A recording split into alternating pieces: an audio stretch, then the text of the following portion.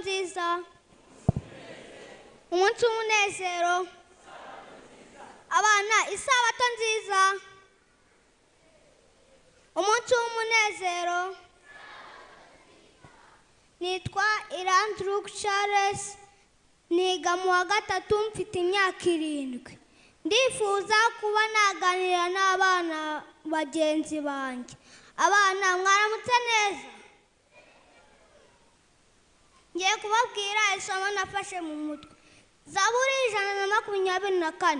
Iyo Uwiteka atarora iruhande rwacu, aba ari ko Abisirayeli bavuga none. Iyo Uwiteka atarora iruhande rwacu, ubwo abantu baduhagurukiraga bari baratumize bunguri tukiri bazima. Iyo umugira wacanwaga kuri twe, amazi aba yaraturengeye rwose, isuri iba yaratembye ku bugingo bwacu, amazi yindurije aba yaratembye ku bugingo bwacu. Uwiteka himbazwe, kuko atadutanze kuba nk'umuhigo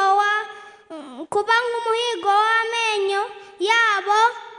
Ubugingo bwacu bukira nk'inyoni iva mu kigoyi cy'abagoyi, ikigoyi kiracitse natwe tuvamo.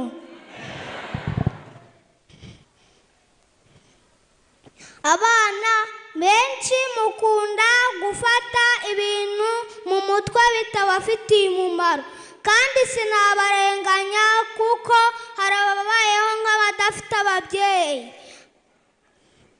Hari abavutse mu bibazo. Mbese umukozi uhembwa amafaranga atageze ku 50,000 yakigisha umwana gusoma Bibiliya cyangwa guhimbaza Imana no gusenga? Cyangwa yamwumvisa Kiss FM akanamwigisha gutukana n'ibindi abana muzi? Ariko Zaburi 124 haravuga ngo iyo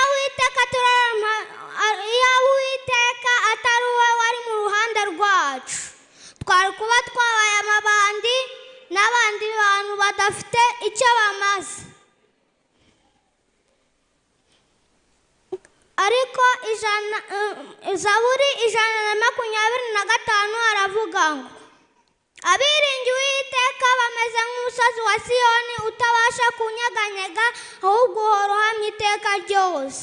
Nk'uko imisozi igose i Yerusalemu, nuko Uwiteka agota abantu be, uhereye none ukageza iteka ryose. Haleluya!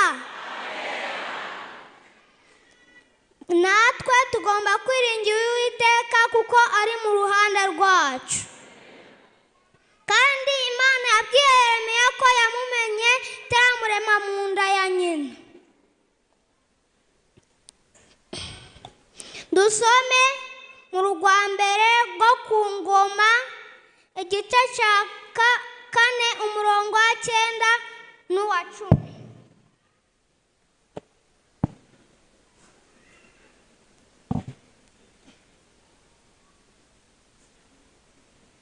Yabesi yarushaga bene se icyubahiro, kandi nyina yamwise Yabesi kuko yavuze ati namubyaranye agahinda. Yabesi atakambira Imana ya Isirayeli ati icyama ukampa umugisha rwose, ukagura imbago yanjye, kandi ukuboko kwawe kukabana nanjye, ukandinda ibyago ntibimbabaze. Nuko Imana imuha ibyo yasabye. Abana bazajya biga gusenga, Imana izabakiza ibibazo byose. Kandi abana mwumve ko Yabesi yasabye Imana kumwagurira imbago. Namwe mugomba kwigwa gusenga, Imana ikabagurira imbago. Imana izabikorera abana basenga bonyine bose. Abana ni bande bazajya basenga?